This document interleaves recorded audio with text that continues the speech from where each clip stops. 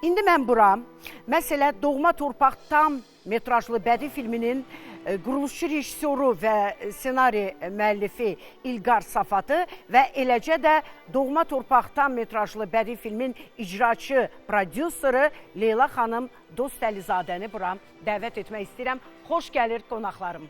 Gəlsinlər, gəlin əzizlərim. Xoş gəlmisiniz.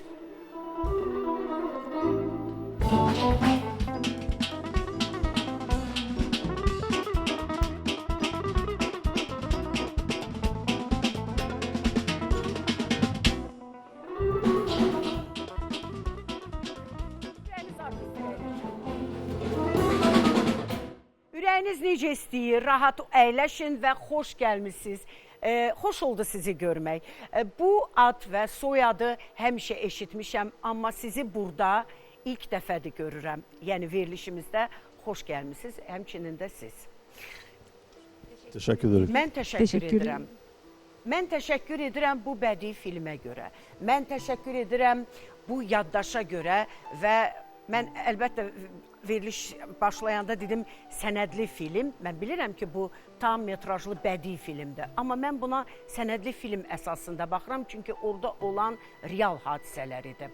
Və danışaq hekayəsindən, ssenaridən necə oldu ki, bax belə bir ideya sizin ağlınıza gəldi, oturdunuz və fikirləşdiniz və belə bir gözəlliyi ərsəyə gətirdiniz. Buyurun. Buyurun Leyla xanım. Ümumiyyətlə bilirsiniz, bu bütün Azərbaycan xalqının ən ağrılı, ən belə dəhşətli xatirələrindən biridir və ümumiyyətlə mənə elə gəlir ki, Azərbaycan xalqının hər bir nümayəndəsi bu haqda həmişə danışmaq istəyir, yəni başqa ölkələrin nümayəndələrinə, həm bizim müxtəlif nəsillərimizə, həm də əlbəttə başqa ölkələrin nümayəndələrinə bu hadisələri çatdırmaq istəyir. Uzun illər müddətində bizim bu ağlımızda, yəni İlqarın fikrində bu ssenarini yazmaq olub. Çox həmişə də işləyib üzərində.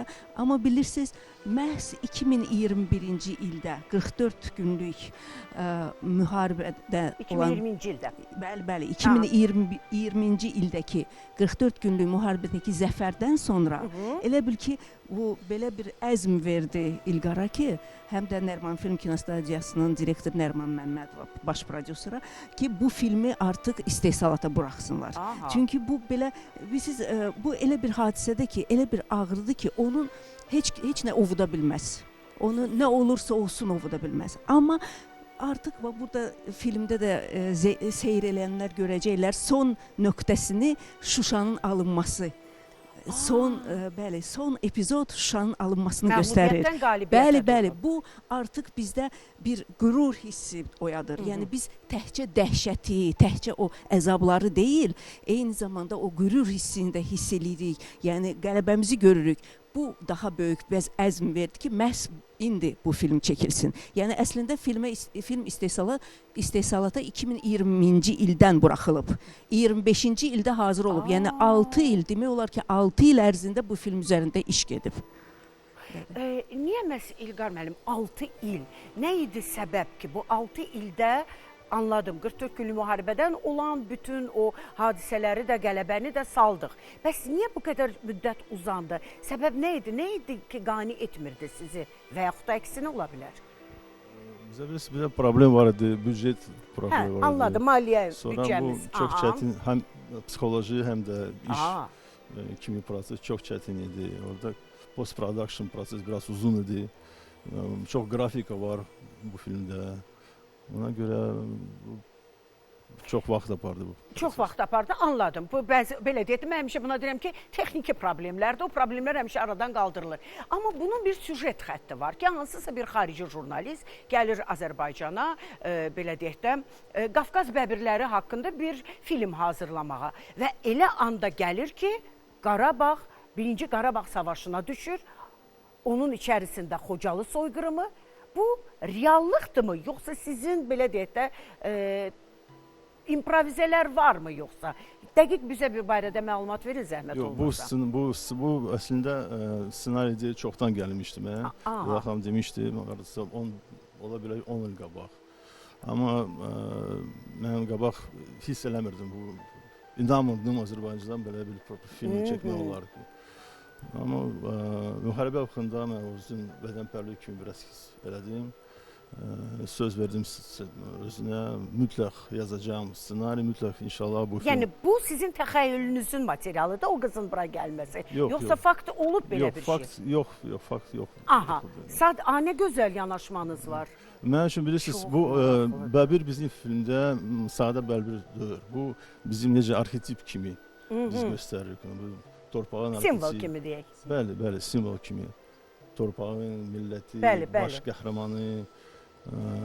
Mən üçün bu çox gözəl ideya var. Bax, film çəkilişləri harda aparıldı, nə qədər davam etdi? Mən baxıram ki, bu doğrudan qış fəslidir yəqin ki. Çünki belə soyuq havada çəkiliş etmək dəhşətdir. Həm aktyor üçün, həm kadr arxası heyət üçün. Danışın, mənə çox maraqlı oldu. Film ümumiyyətlə, ilk öncə deyim ki, film Azərbaycan yaxın tarixinin 3 əsas nöqtəsinə toxunur.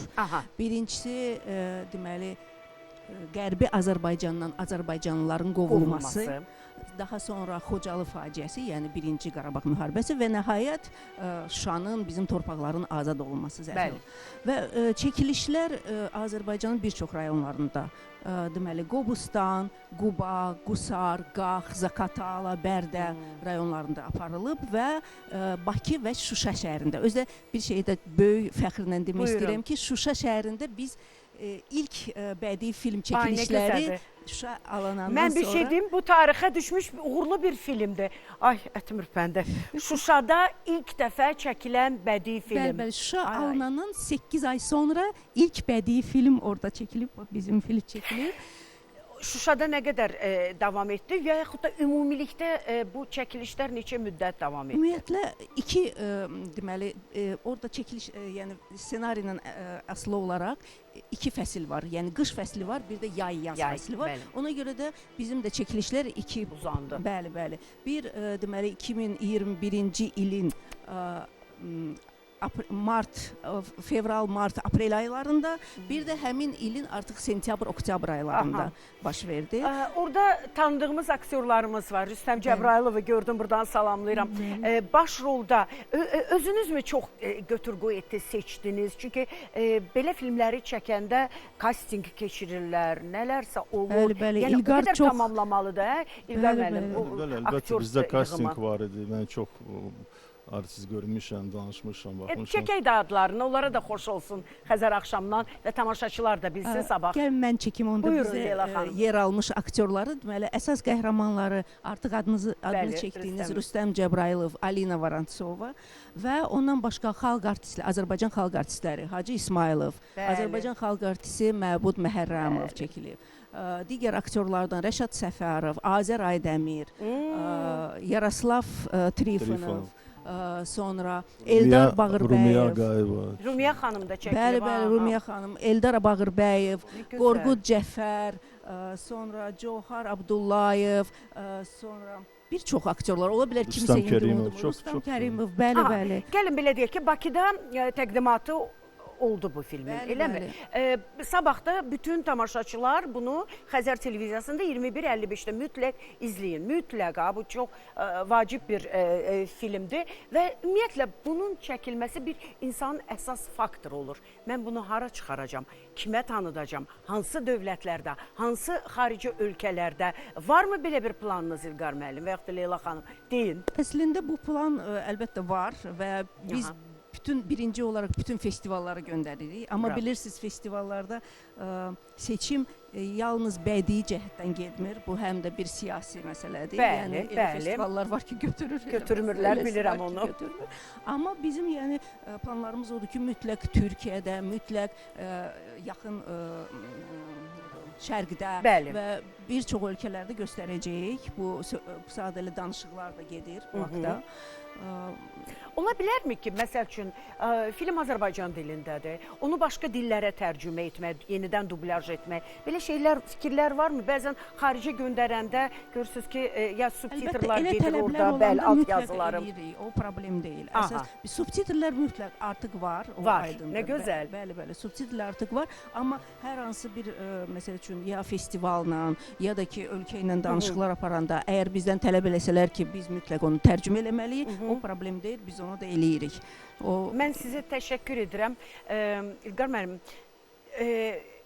bax, nəsə demək istədiyiniz varsa, buyurun tamaşaçılara və yaxud da ki, bəlkə gələcəkdə İlqar müəllimin bundan da gözəl ideyalar olacaq. Çünki işinizi çox bəyənirəm mən. Sevirəm belə insanları.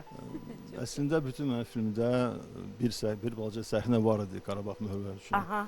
Sahə, içər, amma balaca səhnə. Səhnədir, kiçik səhnələrdir, bəli. Kiçik səhnələr. Belə böyük ssenari yox idi, böyük film yox idi. Mən çox fəxr edirəm ki, mən bu işi gördüm. Biz də sizinlə fəxr edirik. Bəli, təşəkkür edirəm Mən sizə. təşəkkür edirəm. Mən telekanal, Xəzər TV təşəkkür edirəm. Siz imkan verirsiniz, biz göstərərək bizim. Estağfurullah. Əsas mənim üçün nə vacibdir? Cəmaət görsün, bilsin bu film var, bizim kinoda, bizim mədəniyyətdə. Əsas budur. Mən Leyla xanım, niyə sevirəm Xəzəri? Niyə sevirəm Xəzər axşamını? İndi mən buranın aparıcısıyam deyə.